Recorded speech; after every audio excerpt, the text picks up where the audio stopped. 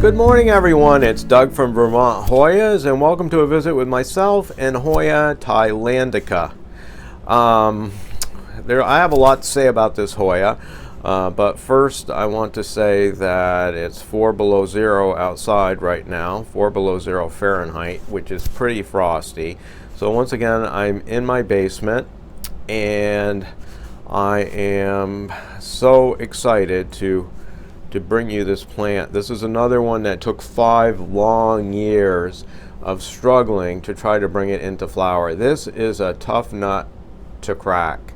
It's easy to do warm and humid, but it's extremely difficult to do cool and humid for me, and that's why it took so long to flower this Hoya. I tried it upstairs in the regular house a couple different years thinking it would be cool enough, but I think it was too dry, and it grew poorly up there. I tried it outside. I tried every combination of fertilizers and conditions to bring this thing into flower, but I finally pulled it off because it is got just cool enough and humid enough in a basement grow tent to get this to flower on one peduncle. I want to make sure I pronounce that correctly because I was recently brought to task on it. It's P-E-D-U-N-C-L-E, and some people think I say pinnacle, but it is peduncle. And this getting a peduncle on this plant means absolutely nothing. Because I've had dozens of these on this plant over the years, and it means nothing. Usually I'll get them and within the year they will yellow and fall off, but this time it actually budded up. Let's take a closer look at the flowers. They're incredibly photogenic, so stick around to the end of this video. You see some fantastic shots of the flowers. It smells like musty lemon to me. It's a strange smell. It's not really unpleasant, but it's not super pleasant either. It has a peculiar growth habit. Stems will shoot out of this thing in all kinds of different places. It has a gorgeous leaf.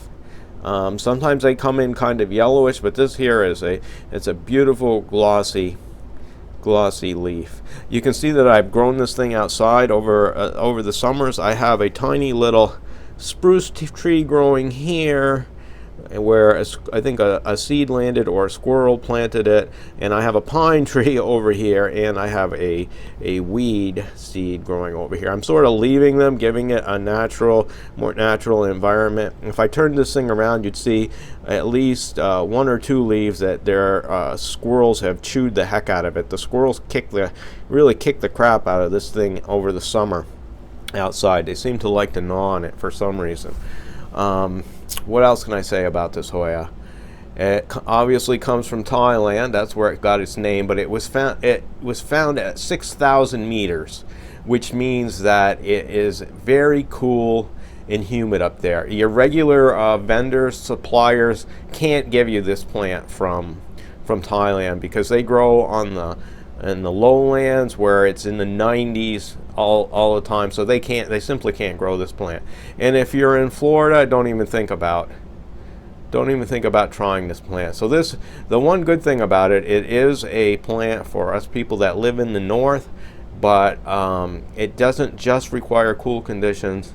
It requires a little bit of humidity. I have seen some fantastic specimens of this grown online in semi-hydro, which might be a better way to try to grow it. I don't know. I think I will take cuttings from this plant and attempt to grow one that way in the spring, and we'll see what happens. So that's it. I thank you for taking the time and visiting with myself and Hoya Thailandica. So happy to have this one behind me. And I'll be back really soon with more great Hoyas and Hoya growing tips.